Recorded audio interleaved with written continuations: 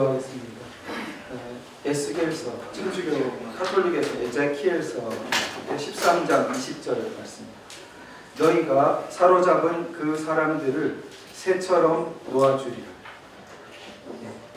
좋으신 주님, 아버지 하나님, 저희가 이 땅에 새처럼 노연하지 못하고 육신이 묶이고 영혼이 묶인 많은 분들을 기억하게 됩니다. 주님, 누가 이 땅에 이처럼 흑암의 권세를 몰고 왔습니까?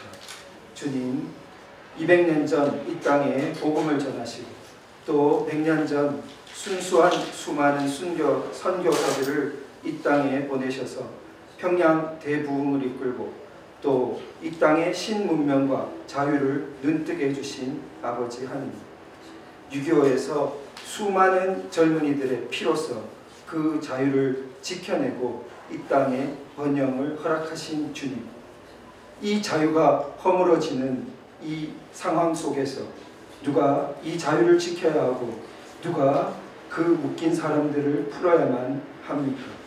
주님, 먼저 깨치고 깨달은 한 사람부터 주님께 간절히 매달리고 함께 그 전선을 이루어서 마침내 저 어두운 권세로부터 광명의 하느님께로 이 대한민국을 다시 올려 바쳐 드릴 수 있도록 또 이 소중한 자유를 노예의 권세에 빼앗기지 않고 마침내 수많은 북한 동포들에게도 자유의 희망이 복음이 전해질 수 있도록 그 길을 걸어갈 수 있도록 주님, 여기 모이신 한 분 한 분을 축복해 주시고 또 이 나라에 있는 모든 사태와 그러한 상황을 주관해 주셔서 저희 한 사람 한 사람이 주님의 선한 도구로 주님의 역사를 이루어 나가는 그러한 앞장이 되게 하여 주시옵소서. 이 모든 말씀 우리 주 예수 그리스도 이름으로 기도드립니다. 아멘.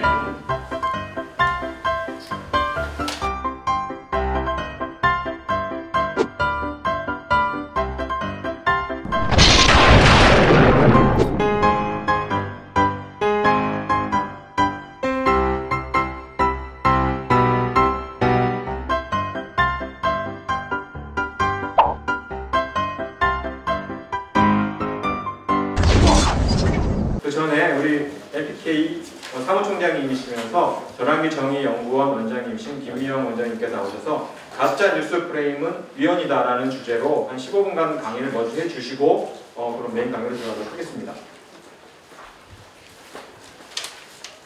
감사합니다. 네, 안녕하세요. 오늘 제가 사실 특별히 소개를 드리려고 나왔어요. 오늘 그 강의 해주시는 우리 한형구, 본명은 한형구, 홍구, 좀 헷갈리시면 안 됩니다. 한홍구 교수님은 김일성도 굉장히 높이 평가하는 그 사학계의 아주 독특한 분이죠. 그 절대 헷갈리시면 안 되고요. 한형구 교수님인데요. 그 문화평론계에서는 뭐 모르는 분이 없는 아주 저명한 문화평론가입니다. 1988년 그 서울신문 신춘문예에 식민지 시대의 소설적 모험 복거일로도 등단이 되었고요. 제가 대학 들어오기 한 해 전인데 저와 조 변호사님의 학부 선배이기도 하십니다. 그리고 문화평론을 사회적인 문화 현상의 맥락 속에서 이해하고 비평 작업의 문화 전반으로의 확대를 시도하는 평론가로 알려져 있는데요. 제가 얘기를 들어보니까 이게 서울대학에서 발행하는 대학신문의 기자로도 활동을 하셨어요. 그래서 저널리즘에 대해서 아주 잘 알고 계시는 분이고요. 김한태 문학상, 죄송합니다. 팔복 문학상을 수상하신 아주 저명한 문화평론가이신데 저는 오늘이 참 중요하다고 생각합니다. 지금 제도권 지식인들이 모두 그 침묵을 하고 있어요. 입을 열어야 된다고 생각을 하고요. 오늘은 제가 예전에 있을 때 한동대학에 제가 나올 때 좀 큰 사건이 있었는데 그때 저를 격려해준 유일한 분이 오늘 오셨어요. 제가 이렇게 너무 그래서 마음이 오늘 너무 행복해요. 오늘 특별한 시간인데 제가 오늘 이 강의를 길잡이 역할을 좀 해야 된다고 생각하는 것이 저희는 MPK는 법치와 자유민주주의 연대이기 때문에 우리가 좀 이 그 가짜뉴스 문제를 법적으로 접근하려면 어떤 법 정도는 알고 있어야 된다. 그 정도로 제가 이제 오늘 그 본 강의 전에 먼저 사전 예비 학습을 좀 하려고 합니다. 근데 워낙은 제가 오늘 가지고 온 그 법 조문들을 가지고 아마 길게 강의를 해야 되는 것 같은데 그냥 오늘은 정말 말 그대로 막대기라고 생각하시면 될 것 같아요. 그렇지만 꼭 알아둬야 되는 법이 이런 것들이 있다. 이렇게 소개를 해드리려고 하는데요. 제가 오늘 그 15분 정도 강의하는 이 내용의 제목이 가짜뉴스 프레임은 위헌이다. 이렇게 말씀을 드리는데요. 사실 우리가 언론의 자유라는 것은 좀 틀릴 수 있는 자유를 말해요. 좀 가짜도 쓸 수 있다. 일부러 가짜를 써서 어떤 사람들을 괴롭히려고 하는 건 물론 안 되는데 어떤 가짜뉴스 중에서 안 되는 것은 안 되는 이유가 따로 있는 거고 이렇게 프레임을 만들어서 가짜뉴스 이렇게 만드는 것은 위헌이에요. 언론의 자유에 대해서 정반대의 개념이에요. 그래서 이 가짜뉴스 정말 한국 사회가 이 좌익들의 또는 좌파들의 가짜뉴스 때문에 엄청난 멍이 들지 않았습니까? 네. 그럼에도 불구하고 이 가짜뉴스 자체, 프레임 자체에는 저희가 그렇게 쉽게 이렇게 수용을 하면 안 되는 이유들이 있어요. 제가 그 이유를 법적으로 좀 설명을 해드리겠습니다. 이 첫 번째 그 페이지를 보시면 우리나라 헌법에는 그 헌법 조문에는 표현의 자유라는 말은 나오지 않아요. 그런데 제일 먼저 나오는 것은 양심의 자유는 딱 19조로 정확하게 나옵니다. 모든 국민은 양심의 자유를 가진다. 양심의 자유와 표현의 자유는 여러분이 정확하게 알 수 있어요. 근데 지금 한국 언론을 보면 저는 한국 기자들이 이렇게까지 법을 모르고 이렇게까지 지식이 없나 이런 생각들이 굉장히 마음이 아픈데 그 표현의 자유는 헌법에 나오지 않는 대신에 여러 가지 법들에는 좀 나와요. 그리고 표현의 자유는 좀 구체화되어 있어요. 그래서 양심의 자유는 이렇게 딱 헌법에 적시가 되어 있는데 한국 기자들은 표현의 자유는 아는데 양심의 자유는 몰라요. 이게 정말 심각한 이원적인 현상인데 무슨 뜻이냐면 양심의 자유라는 것은 이렇게 자기 혼자 무슨 생각하는 자유예요. 말하자면 심지어 머릿속으로는 뭐 히틀러 만세 이렇게 해도 뭐 어떻게 관여할 수 있어요? 그리고 그걸 내가 이렇게 일기장에 썼어요. 어떻게 관여할 수 있어요? 말하자면 양심의 자유는 표현의 자유 이전에 반드시 우리가 개념을 알고 있어야 돼요. 지금 그 박근혜 대통령 사태 때 사실 양심의 자유가 훼손된 경우가 너무나 많았거든요. 한밤중에 사람 불러내서 강압적으로 이렇게 고백을 받아낸다든지 너무나 황당한 일들이 많이 일어났는데 일단 양심의 자유라는 것이 표현의 자유하고 비슷한 것이 있다라는 걸 알아두실 필요가 있어요. 사람들이 마음속에서 어떤 생각을 하고 또 어떤 그 헛소리, 거짓말 같은 걸 지어낸다고 해서 그것들을 국가가 공권력이 함부로 관여하지 못하게 되어 있어요. 이게 정말 중요한 현상이고 양심의 자유 이전에 있는 17조에 있는 모든 국민은 사생활의 비밀과 자유를 침해받지 아니한다. 그리고 18조에 있는 모든 국민은 통신의 비밀을 침해받지 아니한다. 카톡 같은 거 함부로 열어보고 그리고 사람들이 두세 명이 이렇게 술자리에서 했던 말도 다 검열하고 그 빅브라더 이게 빅브라더의 사회지 정상적인 사회입니까? 지금 표현의 자유라는 말을 함부로 쓰는 사람들이 통신의 비밀, 사생활 비밀과 자유 이런 개념들은 헌법에 있는지도 모르는 것 같아요. 특히 박근혜 대통령 탄핵 국면에서 상당히 사생활적인 것까지도 다 파헤쳤거든요. 그래서 마녀사냥이라는 말이 나오는 겁니다. 기자 여러분, 표현의 자유에 대해서 공부하기 전에 헌법 좀 읽어보세요. 어떻게 이렇게 17조, 18조, 19조를 이렇게 짓밟아 버릴 수 있습니까? 정말 너무나 가슴이 아픕니다. 그리고 대한민국 헌법 21조를 보겠습니다. 21조 2조부터는 표현의 자유에 관련되어 있어요. 근데 제가 말씀드렸지만 표현의 자유라는 말은 헌법에 그렇게 함부로 잘 적시를 못하는 이유가 이게 아무 말이라도 해야 되는 건 아니잖아요. 아무거나 다 할 수 있는 게 아니에요. 그걸 재갈을 물리지 않는이라는 그런 영어 단어를 써요. unfettered라는 단어를 쓰는데 이 표현의 자유는 재갈을 물리지 않는 방식으로 무한정 이렇게 다 허용하는 그런 법이 전 세계에 존재하지 않아요. 절대 존재하지 않아요. 그래서 표현의 자유는 상당히 구체화되게 돼 있는데 헌법 21조와 22조를 보시면 21조에 언론의 자유가 있죠. 출판의 자유가 있죠. 그리고 집회, 결사 다 표현하기 위해서 하는 거예요. 그래서 우리가 허가하거나 검열하지 않아요. 예전에는 했지만 지금 우리가 민주화라고 하면서 누리는 것 중에 아주 좋은 것이 바로 이 언론과 출판, 집회, 결사를 이전하고 상상할 수 없는 수준을 누리고 있다. 그래서 우리가 굉장히 좋은 사회라고 생각을 해왔는데 요즘에 가짜 뉴스 프레임이 어쩌면 허가 검열을 하려고 하는 이미 이 프레임 자체를 국무총리가 얘기하는 것은 그 자체로 우리를 셀프 검열을 시키는 거 아닙니까? 제가 생각할 때는 이런 말을 함부로 정부에서 하는 것 자체가 무지예요. 저는 무지의 결과가 아닌가 그런 생각을 하고 있어요. 말하자면 21조와 22조에서 얘기하는 언론 출판의 자유, 집회 결사의 자유는 세계 인권 선언이 이렇게 적시하는 그런 정말 전 세계 보편 권리 중에 속합니다. 예전에 좌파 소위 진보에서 굉장히 우리 소위 말하는 우파 정부를 많이 비판할 때 이 표현의 자유를 가지고 많이 했어요. 근데 지금은 반대가 됐는데 한번 중간으로 한번 가봐야 되나요? 근데 어쨌든 저기 21조와 22조는 표현의 자유라는 직접적인 표현을 쓰지 않지만 우리가 법률을 통해서 표현의 자유를 좀 구체화할 수 있는 모법이 되고 있습니다. 넘어가겠습니다. 37조는 아주 중요합니다. 37조는 이 표현의 자유를 제약하는 또는 기본권을 제약하는 그 원리를 담고 있는데요. 국민의 자유와 권리는 헌법에 열거되지 아니한 이유로 경시되지 아니한다.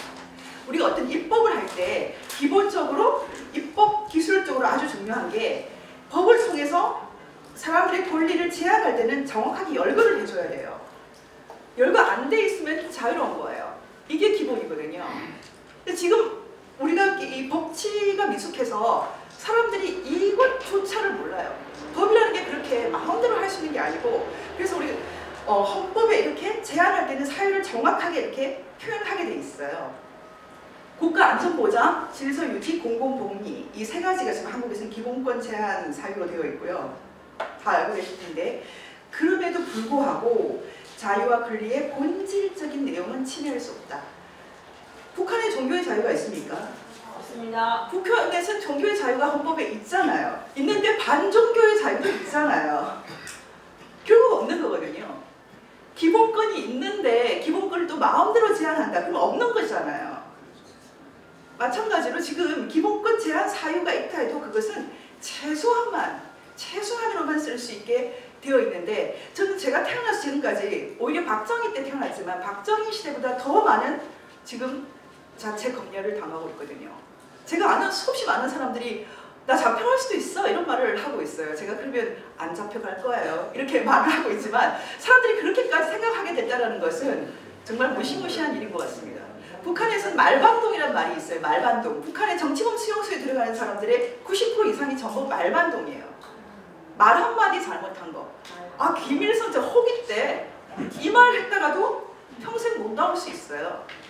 야 김정일이 그거 저기 유부녀하고 애기 난 거 알아? 평생 못 나올 수 있어요. 다 말반동이에요.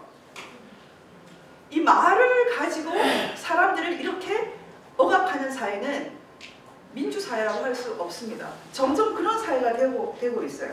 그리고 37조를 제가 말씀드렸는데 그 다음에 나오는 내용은 헌법에는 표현의 자유라는 말이 없지만 뭐 언론 중재 및 피해 구제 등에 관한 법률이라든지 방송법이라든지 뭐 기타 뭐 문화 다양성의 보호와 정진에 관한 법률 뭐 다양한 이런저런 법들을 통해서 표현의 자유라는 말을 써놨어요. 그렇지만 이 표현의 자유도 역시 헌법 하에에 있는 거죠. 그런데 한국 기자들은 이 알 권리, 표현의 자유 말고는 아는 말이 없어요. 사람들의 양심의 자유도 마음대로 침해하고 사생활도 마음대로 침해하고 통신의 자유 이런 무지한 일이 지금 한국에서 일어나고 있습니다. 넘어가겠습니다. 그래서 우리가 지금 표현의 자유에 관련돼서 알아야 될 구체적인 기본권은 일단은 사상의 자유, 사상과 양심의 자유, 표현과 언론의 자유, 집회와 결사의 자유를 좀 다른 덩어리로 이렇게 이해할 필요가 있고요. 여기에 다 겹치는 것은 종교의 자유예요. 왜냐하면 종교 사상과 양심, 종교 표현과 종교 언론, 종교 집회와 종교 결사 다 표현이 되는데 종교의 자유가 있는 나라는 참 신비하게도, 신비란 단어를 제가 잘 썼을 때 죄송한데 기독교 베이스 또는 기독교에서 출발한 헌법을 갖고 있는 나라만 종교의 자유가 있어요. 굉장히 신기해요. 너무 이상한 일이죠. 그런데 이 종교의 자유를 인정하지 않은 나라를 제가 신정국가라고 말한다고 했는데 북한이야말로 이 전 세계에서 가장 심각한 신정국가예요. 지금 이란도 신정국가로 분류되는데요. 이슬람 국가 중에서도 사실은 종교의 자유가 상당히 허용되는 국가도 있어요. 터키 같은 경우도 그렇고. 그런데 지금 이 종교의 자유야말로 사실은 이런 표현의 자유를 가장 함축적으로 표현하는 건데 지금 북한에 종교의 자유 있습니까? 없습니다. 반종교의 자유가 종교의 자유를 압도하고 있거든요. 이건 정말 깊이 생각이 되는데 지금 한국 소위 말하는 자유 인권 말하는 민변 북한의 종교의 자유에 대해서 북한의 표현의 자유에 대해서 왜 말하지 않습니까? 거기가 가족 유토피아 아닙니까? 아버지가 김일성, 김정일, 김정은인가요? 계속 이렇게 가면 한국의 지식사회는 제가 생각할 때는 침몰할 것 같아요. 그리고 제가 그 다음에 이제 알려드리는 게 유럽 인권협약의 표현의 자유, 제한 자유인데요. 전 세계에서 가장 진보한 인권 협약은 이 유럽 인권 협약이에요. 전 세계에서 가장이라고 할 수 있어요. 근데 여기서 표현의 자유는 이런 경우에 어느 정도 제한이 가능하다라고 구체적으로 적어두는데 공공의 안전, 공공 질서, 보건, 도덕 이런 것들로 해서는 사상, 양심, 종교의 자유, 더 상위의 자유도 어느 정도 제한이 되는데 대신 아주 필요한 경우에만 가능하다. 이 말이 중요한 말입니다. 특히 여기 나와 있는 말 중에 다른 사람의 권리와 자유의 보호를 위하여 라는 표현이 아주 중요합니다. 지금 한국에서 이런 역지사지하는 다른 사람의 입장을 고려하는 공감이 사라졌어요. 자기가 원하는 것을 이루기 위해서 타인이 어떻게 되든지 상관하지 않는 공감 부재, 이게 지금 한국 사회의 현상이에요. 국가 전체가 소시오패스, 사이코패스적인 나라가 북한인데 한국이 닮아가고 있어요. 전염병이에요. 그래서 타인의 자유에 대해 생각하지 않아요. 촛불만 들었습니까? 태극기도 들었거든요. 근데 왜 촛불만 얘기하죠? 우리도 대통령 인정하지 말아야 됩니까?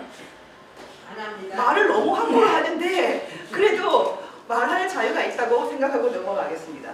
그리고 표현의 자유에 대해서는 훨씬 더 구체적으로 말하고 있어요. 표현의 자유에 대해서는 이런 경우에는 어느 정도 제한을 생각해 볼 수 있다.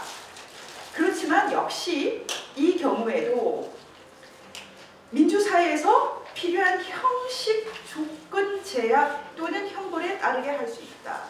표현의 자유를 제한할 때는 정말 형식이 중요해요. 내용보다 형식이 더 중요합니다. 지금 이 얘기는 설명이 많이 필요하기 때문에 지금은 넘어가겠습니다. 그리고 제가 이제 그 아주 중요한 마지막 얘기는 이건데요. 독일 형법 제130조에 국민 선동에 관한 법이 있습니다. 지금 앞으로 한국 사회에서 가장 심각하게 고민해야 될 것이 이 독일 형법 제130조라고 할 수 있어요. 일반적으로 명예훼손, 표현의 자유를 제약하는 가장 중대한 이유는 사실 명예에 관한 명예훼손인데요.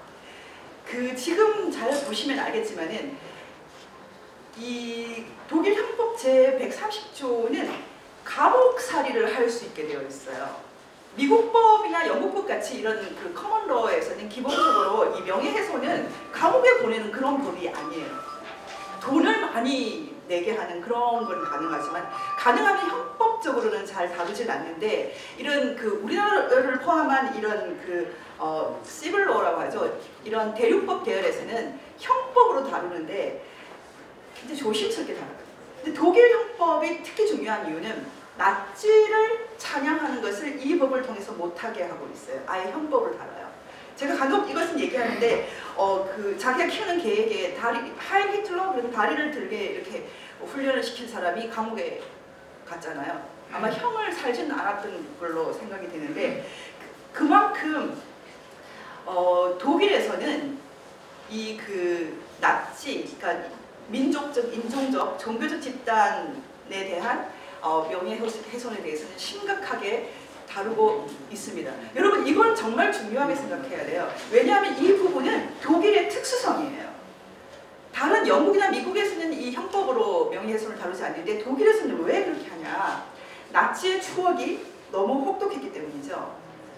그래서 지금 이 독일 형법이 있는데 잘 보시면 딱 이렇게 정해놨어요. 인간의 존엄을 침해하는 것이기 때문이다. 인간의 존엄을 침해하는 그런 체험을 했기 때문이에요. 웬만하면 감옥까지 집어넣지는 않을 텐데 독일에서는 너무나 혹독한 기억이 있고 제가 최근에 그 니른베르크에 다녀왔는데 나치 수도였어요. 지금도 동쪽 서쪽에 이 나치의 그 기억을 그대로 담고 있는 유물들이 그대로 남아있어요. 한쪽엔 재판소, 한쪽은 나치 그 전당대회장이 남아있어요. 그대로. 그만큼 독일에서는 이 혹독한 2차 대전의 기억 때문에 이 명예훼손 자체도 이렇게 형법을 다루고 있습니다. 그런데 한국도 매우 특별해요. 한국은 왜 특별한가? 전쟁이 아직 안 끝났거든요. 그래서 우리가 국가보안법을 갖고 있는데 이 국가보안법 중에서 7조는 모든 운동권, 특히 주체사상파가 혐오하는 법이에요. 제7조를 잘 보시면 국가의 존립, 안전이나 자유, 민주적 기본 질서를 위태롭게 한다는 정을 알면서 이 정이라는 것은 여러분들이 이 법률 용어이기 때문에 이 정이 도대체 뭐야? 뜻정자인데 아마 영어로는 circumstance 같은 그런 개념일 거예요. 그 상황을 다 알면서 이 뜻인데 정을 알면서 반국가 단체나 그 구성원 또는 그 지령을 받은 자의 활동을 찬양, 고무, 선전 또는 이에 동조하거나 국가 변란을 선동하는 자는 7년 이하의 징역에 처한다. 이 법은 김일성교 포교를 막는 법이에요. 양심의 자유를 인정한다. 네 머릿속으로 김일성 만세해도 좋아. 말은 하지 마. 이게 바로 이 법이에요. 주사파들은 이 법이 너무 답답한 거죠. 그래서 무슨 꼼수를 썼냐. 여기다가 자유민주적 기본 질서를 위태롭게 한다는 점을 알면서 이 말을 집어넣은 거예요. 그래서 이 말을 집어넣기 때문에 어떻게 됩니까? 이 말을 집어넣기 때문에 김일성 만세 했는데 내가 이렇게 말한다고 해서 이게 뭐 자유민주적 기본 질서를 위태롭게 하나? 전부 민변이 가서 다 이렇게 다 변론을 해주지 않습니까? 그래서 사실은 국가보안법 7조가 거의 사문화됐어요. 그 의미가 없어요. 한술 더 떠서 얼마 전에 헌법을 개정할 때 4조에 나오는 자유민주적 기본 질서의 자유를 빼자고 했지 않습니까? 네. 그러면 바로 이 법은 바로 완전히 죽어버리는 법이죠. 이 법 자체가 근거를 상실하게 됩니다. 자유민주적 기본 질서를 지키기 위해서 만든 법인데 모법을 없애버리면 어떻게 되겠습니까? 살 수가 없죠. 이만큼 국가보안법이 지금 심각한 위기에 있기 때문에 예전에 전향 주사파 전향을 했던 사람들이 그때 당시에 7조를 폐지하자는 말을 하더라고요. 제가 그때 취재를 할 때 그래서 이 사람들이 전향이 안 됐구나 라고 생각을 했어요. 그래서 제가 지금은 전향 과정에서 어느 정도 도와주지만 언젠간 이 사람들하고 정말 피 터지게 싸우겠구나 이런 생각이 들었어요. 지금 싸우고 있어요. 7조를 없애버리면 김일성교가 그냥 종교처럼 그렇게 확산이 됩니다. 마지막으로 가겠습니다. 지금 우리가 말하는 이 표현의 자유라는 것은 사실 그 미국에서 들어온 개념이라고 할 수 있어요. 미국의 그 수정헌법 1조 1791년 수정헌법과 그리고 특히 1960년대에 있었던 그 민권운동, 흑인 민권운동을 통해서 기폭제로 이렇게 됐는데 뉴욕타임스 vs 설리반이라는 이 케이스는 시간이 있으면 제가 자세히 말하겠지만 간단하게 설명하면 이 설리반이라는 사람은 그 당시 경찰국에 있었던 감독관 같은 사람인데 이 설리반이라는 사람이 남자예요. 이 사람이요. 그 뉴욕타임스에 나온 광고를 보고 그게 몇 가지 트집을 잡는 거예요. 그러니까 흑인 민권운동을 하자라는 학생들의 광고인데 그 중에 뭐 이런 게 구체적으로 적시되어 있는 거예요. 그 학생 식당에서 밥도 못 먹게 하고 그 중에 애들이 몇 명 있었는데 이렇게 몇 명 숫자가 틀렸다. 이런 식으로 트집을 잡고 처음에 1심, 2심에서 이 사람들이 졌어요. 50만 불을 배상하라고 그랬어요. 50만 불. 말 몇 마디 잘못했다고. 심지어는 그 광고에는 이 슬리번이라는 사람이 이런 거 들어있지 않아요. 그런데 뭐 숫자 몇 개 틀린 거 이런 거 가지고 50만 불. 지금 얼마입니까? 한 6억 되죠? 그 당시 미국에서 50만 불 엄청난 돈인데 그런데 대법원에서 뭐라고 얘기를 했냐면 실질적으로 이렇게 악의를 가지고 거짓말을 해서 공인을 이렇게 무너뜨릴 생각 그런 생각을 한 경우가 아니면 꼬투리 잡지 마라. 그러면 언론의 자유가 무너진다. 대법원이 뒤집어 엎은 사건이에요.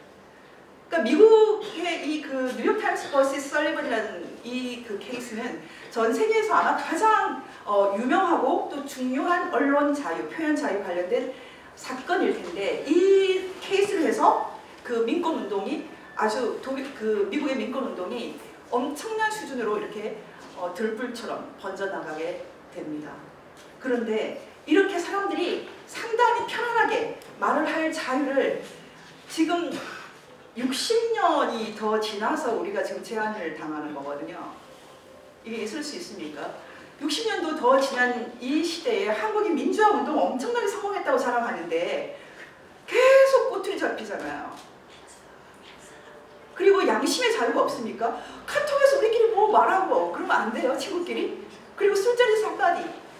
정말 무식한 기자들이 술자리에서 뭐 술 취해서 뭐라고 한 거 가지고 기사를 쓰내지 않나.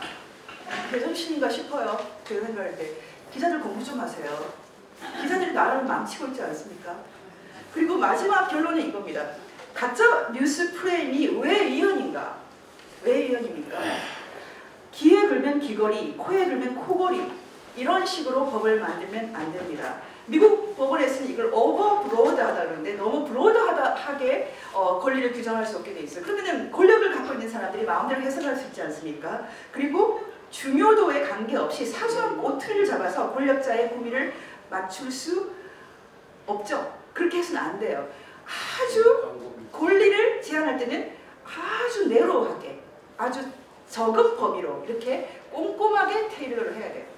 옷을 만드는 걸 테일러라고 그러죠. 테일링 해야 되죠. 그리고 마지막으로는 말의 내용에 따라서 허용되는 자유가 달라지면 안 돼요.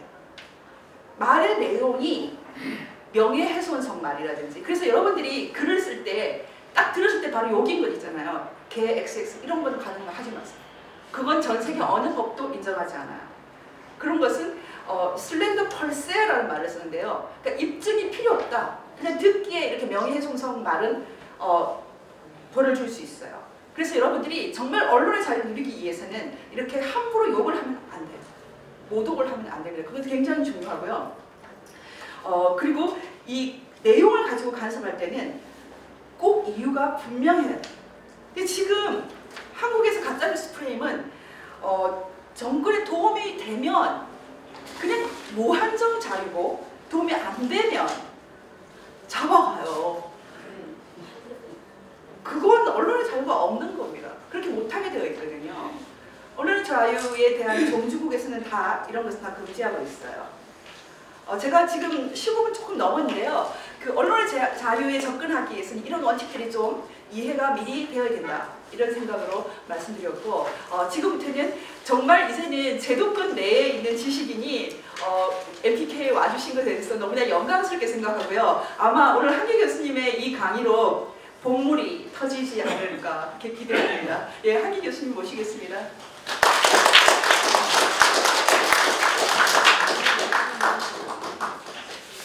이렇게 앉아서 하시겠어요?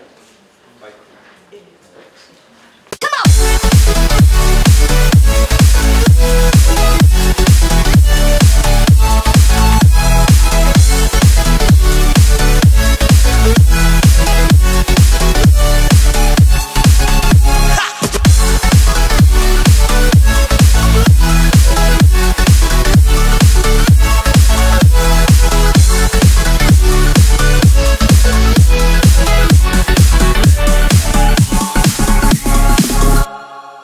손석희 구속!